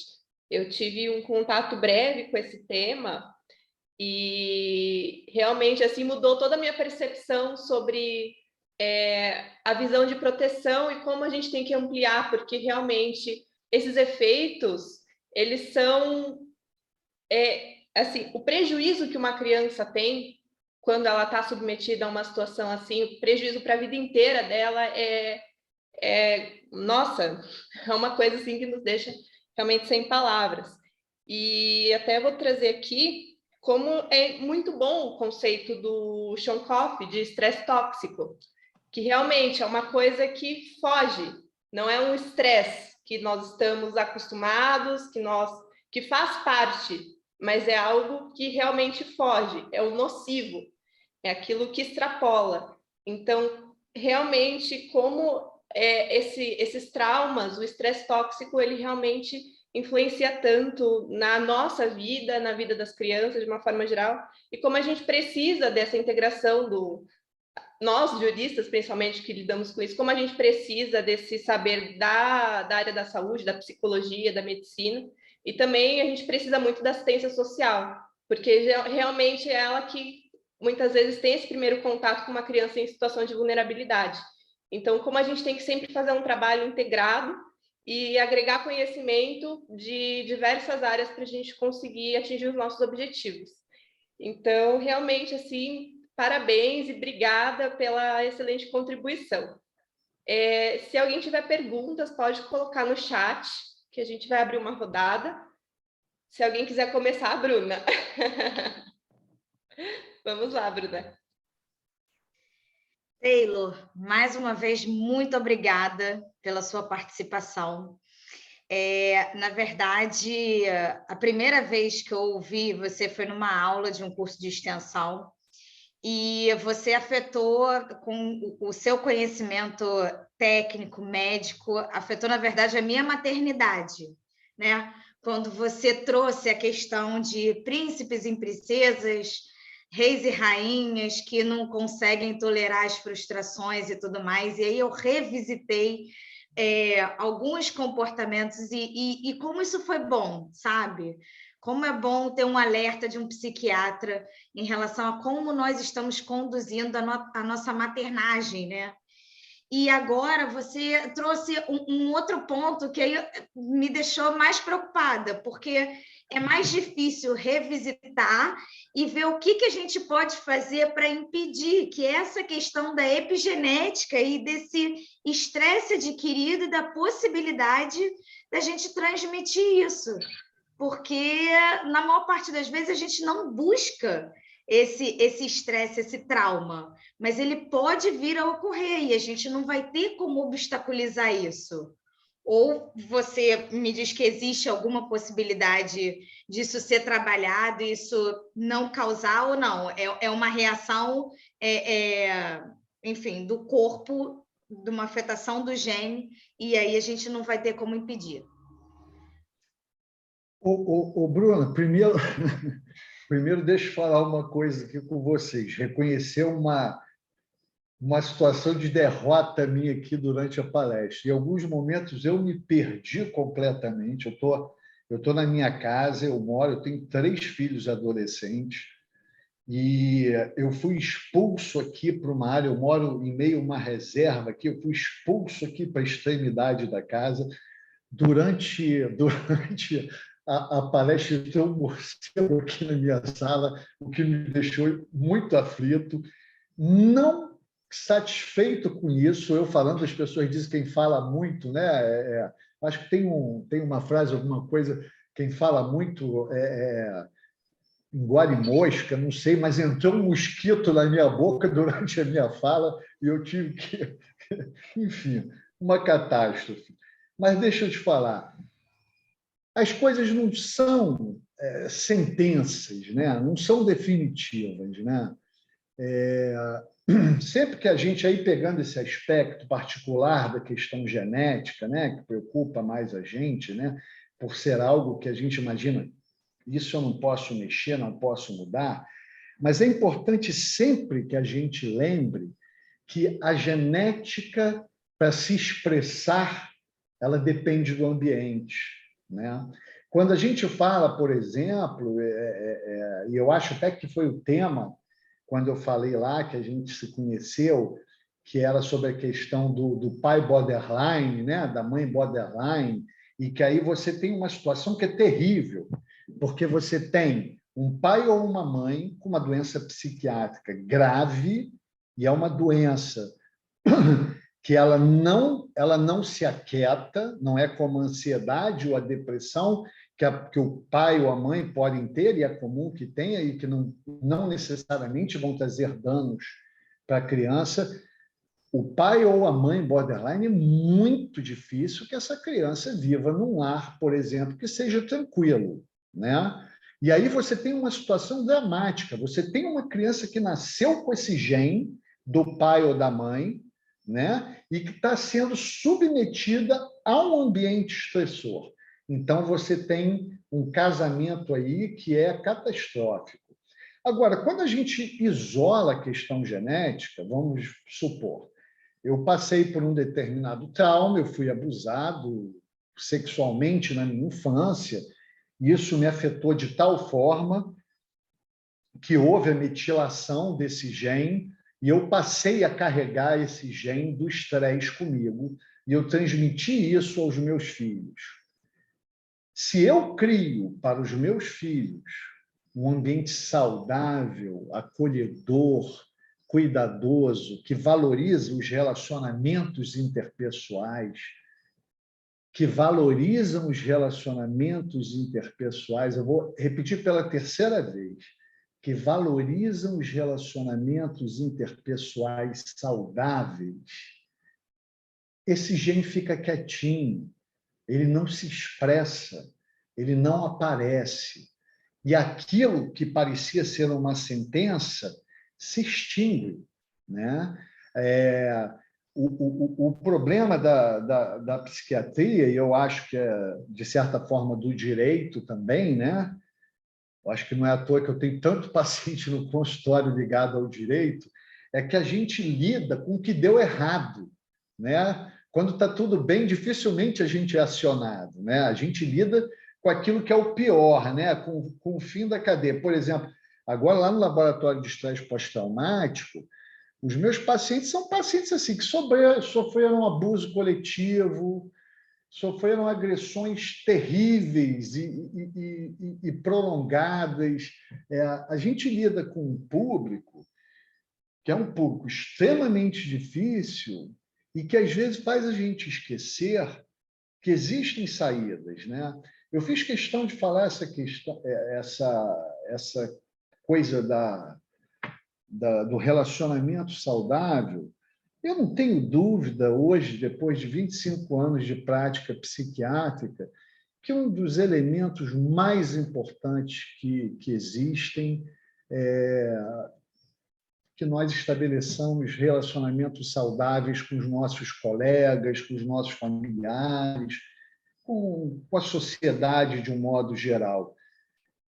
E que não tenhamos o menor pudor em fazer uma faxina naquelas pessoas que são tóxicas, né? Eu costumo dizer que algumas pessoas da nossa convivência a gente tinha que ganhar insalubridade para conviver com elas, né? Adicional de periculosidade, dependendo do nível da pessoa, acho que até aposentadoria precoce, né? Por a gente se expor por muito tempo a esse tipo de pessoa tóxica. Às vezes, simplesmente não é possível a gente faxinar essa pessoa da nossa vida quando ele é um chefe. Mas é possível a gente fazer isso quando é um amigo, um conhecido, um familiar, né? A gente não tem que ter pudor em relação a isso, porque isso protege a nossa vida disso que vem de fora, protege a vida dos nossos filhos, né? Eu fico muito feliz que você tenha colocado essa questão e que te fez pensar, né, sobre essa questão talvez da superproteção, né? Porque a gente acha que está fazendo o melhor, né? Quem agride sexualmente um filho, por exemplo, nunca pensa que está fazendo o melhor pelo filho, né? Mas, às vezes, quando a gente protege de maneira exacerbada, a gente acha que a gente está fazendo um bem, né? Você sabe que nos Estados Unidos, os americanos estavam extremamente preocupados com o aumento, um aumento escandaloso que houve, por exemplo, na reação que as crianças estavam tendo a elementos alérgenos, né? Então, por exemplo, a menina está indo para o colégio, encontra com o namoradinho no ponto do ônibus, beija a boca do namoradinho, faz uma reação alérgica catastrófica, um choque anafilático e morre. O garoto chega na casa da avó, eu estou dando exemplos reais, viu? O garoto chega na casa da avó, a avó estava fritando frutos do mar, ele não comeu, ele não tocou, ela estava fritando em outro cômodo frutos do mar. Ele faz uma reação alérgica e morre. Quando eles se debruçaram sobre isso, o entendimento final deles é porque isso se devia à superproteção de não deixar a criança brincar na terra, da criança se sujar. Então, essas crianças não tinham contato com alérgenos, não tinham contato com elementos que vão fazer a maturação do seu sistema imunológico.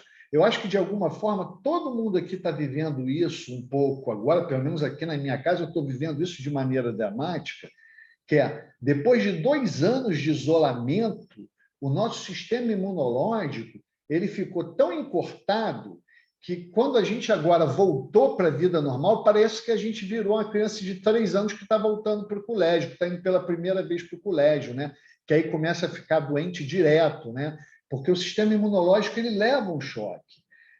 Eu não tenho dúvidas que isso acontece da mesma forma com as crianças que não são expostas, por exemplo, a frustrações. Então, são super protegidas, não podem ser frustradas, não podem sofrer, não podem chorar, não podem, né, não ganhar aquilo que querem. Quando, na vida adulta, essas crianças são expostas a alguma frustração, e serão, porque é inerente da vida, a tristeza, a frustração, a ansiedade, né? Basta estar vivo para ser exposto a esse tipo de sentimento, elas também vão reagir de maneira catastrófica. Catastrófica. Desde se cortar até se jogar da janela de um apartamento por elementos desencadeadores desse tamanho. Aí a pessoa fala, não, mas tinha sintomas psiquiátricos, devia ter problema. Não tinha.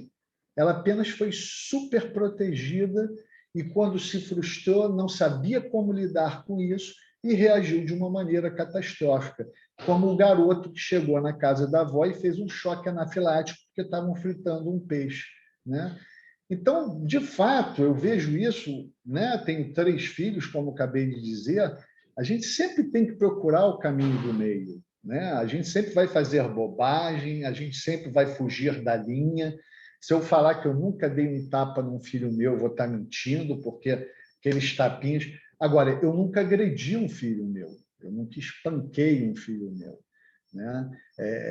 Essas são diferenças fundamentais, né? Eu deixo que eles se frustrem, algumas vezes poderia interferir, não interfiro, porque a frustração faz parte do desenvolvimento deles, mas eu acolho essa frustração com eles, né? Eu abraço, eu mostro acolhimento. Eu não protejo ele evitando que ele sinta a frustração.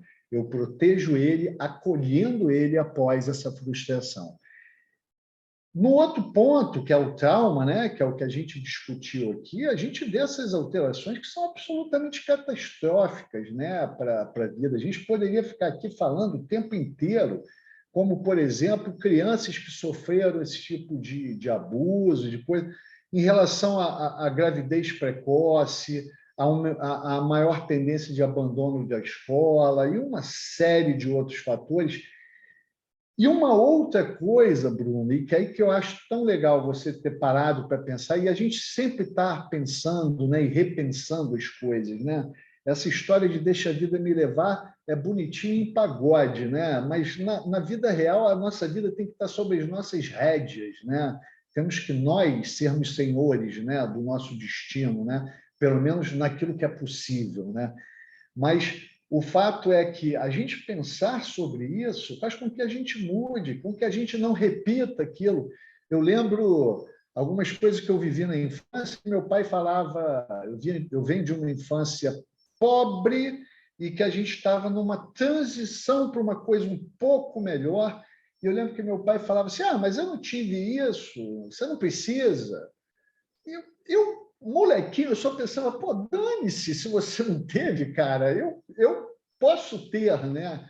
E eu não tenho pudor em oferecer aos meus filhos 1 milhão de coisas que eu não tive, mas também não tenho pudor em pontuar para eles a todo momento o valor que aquilo tem, né? Recentemente, não tem, na verdade, alguns anos, eu moro aqui num condomínio, numa área nobre de Niterói, mas eu botei eles dentro do carro, fui até a periferia da onde eu vim, né? Uma periferia de uma cidade vizinha aqui, de São Gonçalo. Eu não nasci lá, mas eu passei a minha infância lá, e levei meus filhos lá. Não precisei falar nada, só mostrei para eles de onde eu vinha, qual era a realidade e o fruto, né, do trabalho e da dedicação, e quantas pessoas não tiveram chance, né, de trabalhar e se dedicar, né? Porque não foi só pelo meu esforço. É fácil a gente cair nesse papo de meritocracia, que isso, na verdade, é uma grande de uma balela, né? Se você for ver de um modo geral, não há meritocracia quando a diferença entre o mais Jeep aqui e o que está abaixo da escala é brutalmente subjugado, né? Eu saí da vida que eu saí porque eu tive uma mão que se estendeu e que me ajudou a me puxar. Lógico que eu estudei, lógico que eu criei condições para que isso acontecesse, mas se não houvesse essa mão, não teria esforço que me tirasse de lá. Inclusive, quando a gente vê estudos sobre os 100, 200, 300 anos, tem um estudo de um cara do Sul mostrando essa questão da elite brasileira. A elite que eu falo é a superelite, né? Essa galera muito rica, que, na verdade, há mais de 500 anos, que basicamente essas elites são as mesmas, porque não há recurso, não há como você chegar. É fácil sair de São Gonçalo e vir para Itacoatiara. Agora, daqui para cima, as barreiras são múltiplas para te achatarem e para te manterem embaixo, né? E a gente tem que estar sempre atento com isso. Enfim, até desviei do assunto aí, mas eu acho que a resposta saiu também, né? Obrigada, professor. Agora, a pergunta da Vivian, e depois a gente passa para a pergunta do Leonardo. Por favor, Vivian.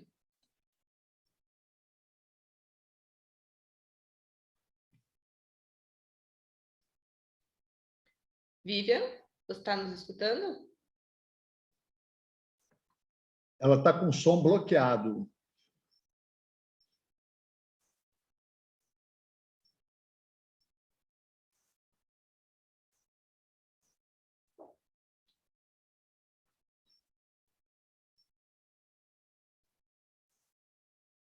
Vivian, você consegue nos ouvir e quer desmutar? Se você tiver com dificuldade, a gente passa para o Leonardo e depois a gente volta na sua. Leonardo, por favor, então. Estão me ouvindo? Beleza. Sim. Boa noite a todos. Eu estou aqui a convite de uma amiga, ela se chama Rafaela, eu acho, não sei se ela está aí no chat ainda. Eu sou daqui do estado de São Paulo e do interior, e como eu gosto bastante desse assunto, ela acabou me convidando. E aí caramba, falei, esse cara é bom mesmo, hein? 2 minutos de conversa, eu já fui no Instagram procurar para seguir. E eu sou apaixonado pelo assunto. Inclusive, né, eu gosto muito de psicologia, eu gosto muito o que eu mais gosto é bioquímica, eu adoro bioquímica. E aí o doutor foi falando muito do cortisol, né? Muita gente pensa que alimentação, porque eu estudo, por gostar de bioquímica, eu estudo bastante sobre alimentação. E a gente vê que demora muito tempo para a alimentação prejudicar, né? Para chegar aquela inflamação, a NF-kappa-beta, mas o cortisol aumentado por questões psicológicas, ele é muito mais rápido, ele também inflama o corpo, principalmente com essa inflamação, a NF-kappa-beta. E a gente vê que o estresse, essa síndrome de burnout, porque o nosso cérebro ele vai criando aqueles padrões, né? Ele acostuma a fazer aquilo. E quando a gente tem essa ansiedade toda hora, o nosso corpo ele está sempre ativando essa questão do hipotálamo, da amígdala, enfim. E chega um ponto que a gente começa a ficar ansioso com tudo. Qualquer coisa, a ansiedade generalizada, né? Advogado sabe muito disso, porque o advogado está sempre ativando essas rotas neurais. Então, a minha dúvida é a seguinte, como que tudo bem, eu ativei, e eu envelheci, e eu tenho mais dificuldade em aprender, ou mais dificuldade em esquecer. Como é que eu desativo? Né? A gente ouve muito falar na ressignificação positiva, mas é muito mais fácil falar do que fazer. Né? Como que eu, abre aspas, mudo a chave para desativar, para parar de ter essa ativação constante? Obrigado. Leonardo, obrigado pela pergunta extremamente interessante e não tem uma resposta fácil, né? Porque envolve comportamento, envolve hábito, isso tudo é muito difícil de mudar. É interessante que quando um paciente, às vezes, chega no meu consultório e reclama que vai ter que tomar remédio, né? Mas eu vou ter que tomar o remédio. Eu falo para eles que essa é a parte fácil do tratamento. Engolir comprimidos é a parte mais fácil, né? Difícil é ele mudar hábitos de vida que são extremamente prejudiciais, né? Eu vou te dar alguns exemplos. Tem um pesquisador norte-americano chamado Michael Taze. Há mais de 10 anos eu comprei um livro desse cara, assim, ele é um baita de um pesquisador, eu comprei um livro dele, fininho, chamado Como Sair da Depressão. Nesse livro ele discute um monte de estratégias que nós podemos criar que não envolvem o uso do medicamento, né? E a partir dali, aquilo foi um start para cada vez mais eu me debruçar sobre essa temática. E aí eu vou te dar alguns exemplos de coisas que não são simples, como eu disse, porque envolve hábito, né? Mas que são importantes para a gente modular, aumentar a nossa resiliência a esse estresse, né? Porque se nós aumentamos a nossa resiliência, fica mais difícil que o estresse nos alcance, né? Uma delas, já que você falou do Instagram, se você me adicionou lá, você vai ver que eu acabei de fazer um desafio para as pessoas de atividade física, chamando as pessoas para caminhar juntos, né? Foi uma maneira que eu encontrei de estimular pacientes e parentes e pessoas queridas e amigos a caminhar, né? A gente usar aplicativo e ver quantos passos a outra pessoa está dando e a gente quer superar o outro. Atividade física aeróbica, meu amigo, ela muda sinapse neuronal. Poucas coisas que uma pessoa pode fazer na vida dela pela saúde mental são tão importantes quanto a prática de atividade física. Atividade física é uma coisa absolutamente incrível, como vai diminuir a chance de você ter depressão, de você ter ansiedade, de você ter quadros demenciais, ter quase todos os tipos de cânceres e outras doenças físicas, né? É lógico que, quando chega um paciente no meu consultório com uma depressão grave, eu não vou propor a ele que ele vá fazer atividade física. O cara com depressão grave, ele não consegue trocar de canal com aparelhinho, né? Com controle remoto. Trocar de canal para ele com controle remoto é cansativo, eu não vou cobrar dele isso.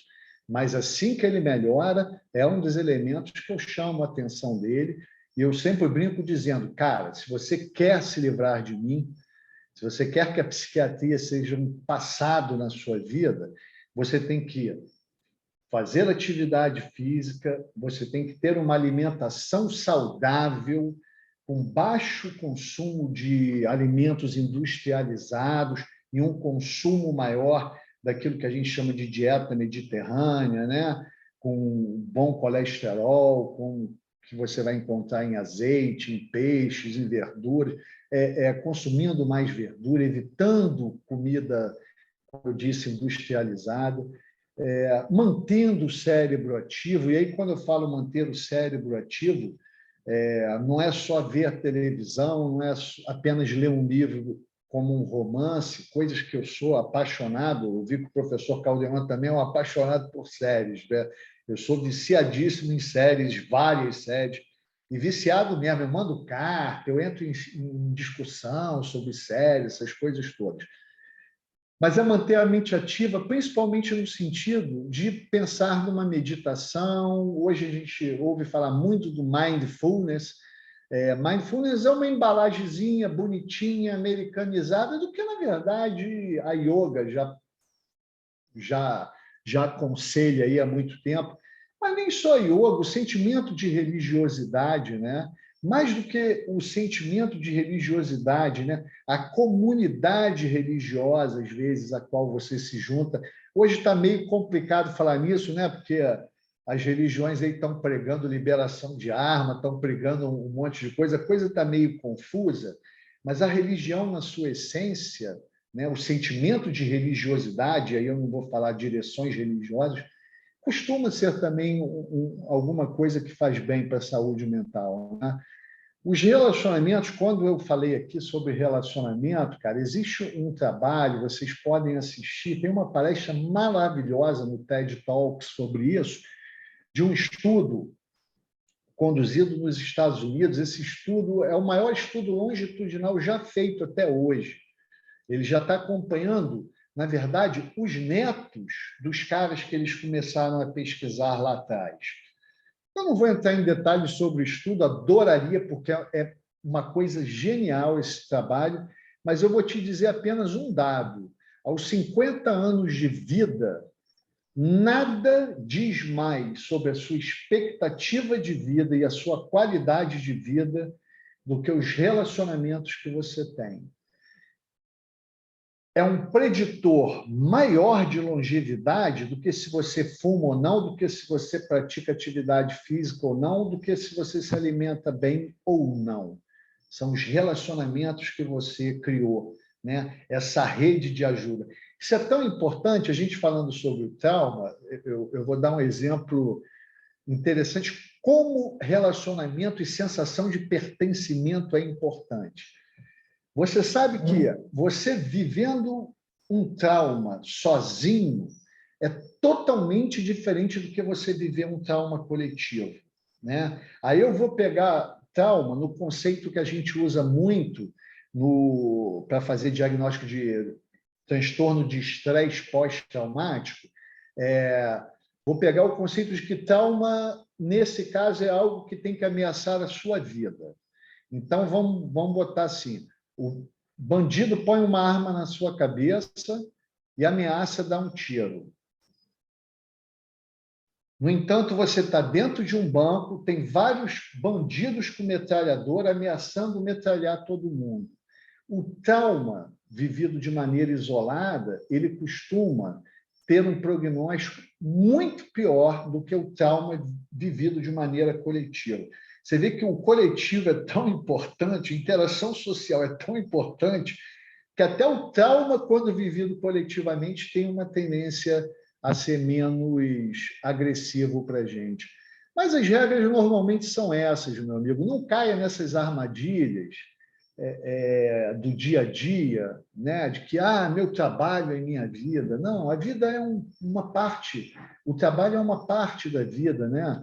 Nossa vida é muito mais do que isso. Nossa vida é o dia que a gente tira para não fazer absolutamente nada, né? A gente tem que parar de pensar só em produção e pensar em contemplação, né? A importância do não fazer nada, a importância de ter tranquilidade, a importância de tirar férias.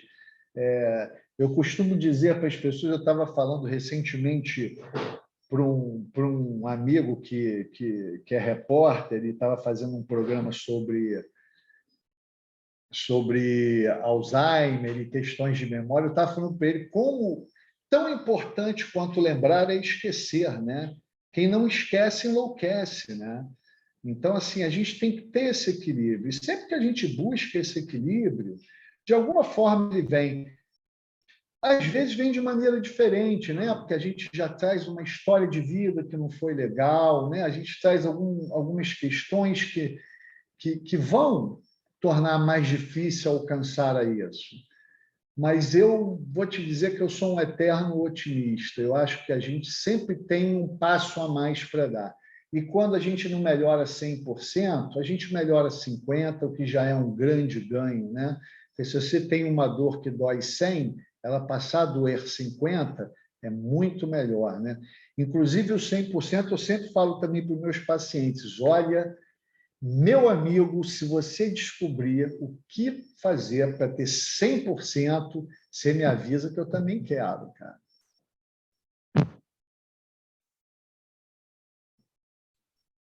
Obrigada, professor. Vou passar a palavra para a Bruna fazer os avisos paroquiais e o encerramento. Taylor, muitíssimo obrigada. Vou confessar que depois de você ter aceitado o convite e ter passado pelo morcego, pelo mosquito, ter sobrevivido a isso tudo, já considero você de casa, né? Diante desse relato, você faz com que a sua fala nos aproxima muito de você e de uma realidade factível.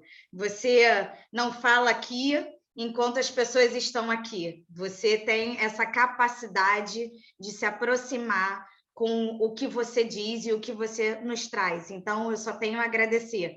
E aí eu vou compartilhar, porque o que acontece? Enquanto você fala, eu recebo mensagens no privado, várias mensagens. E aí eu vou me permitir contar o milagre, mas não o santo. E aí eu recebo mensagens do tipo, o Taylor é tão bacana, eu beberia com ele e ainda pagaria a conta. Bruna, por favor, não deixe o Taylor ir embora. Eu sei que está tarde, mas mantém ele aqui com a gente. Então, fora as mensagens que são publicadas no chat, uma mensagem linda da Fabiana agradecendo pela participação. Então, Obrigado. Eu acho que foi muito acertada essa nossa ideia de convidá-lo. Só tenho a agradecer. Muito obrigada. Viu? Olha, o agradecimento é todo meu. Obrigado pelo carinho aí das pessoas que estão ouvindo, que mandaram essas mensagens aí tão carinhosas, né? Tão difícil hoje em dia achar alguém, né, que queira pagar uma bebida para a gente, né? Mas, enfim. Foi um prazer estar aqui. Eu peço desculpa aí pelas intercorrências que me tiraram um pouco assim. Eu tenho absoluto pavor de morcego. Manter o olho aqui e, ao mesmo tempo, ficar com aquela visão lateral tentando controlar a situação foi meio estressante. Eu peço desculpas se isso, de alguma forma, atrapalhou a minha fala, mas é sempre um prazer, sempre que você me chamar. Como eu falei, e no final das contas, é essa mensagem maior que eu queria que ficasse, que nós pudéssemos todos ser agentes de justiça, né? Não apenas quando a gente trabalha, mas no dia a dia, né? Quando a gente trata o próximo de uma maneira legal, quando a gente compartilha sorriso, quando a gente compartilha gentilezas, né?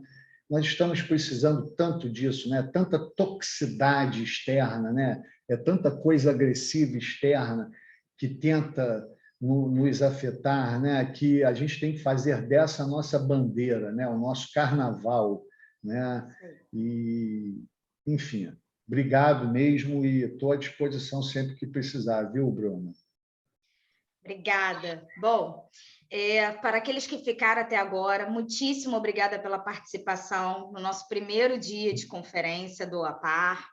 Na próxima semana, nós teremos a participação da doutora Renata Cisne e da doutora Ana Carolina Braga, para falar sobre as modificações da Lei 12.318, sob a perspectiva psicológica e jurídica. Então, contamos com a participação de vocês mais uma vez.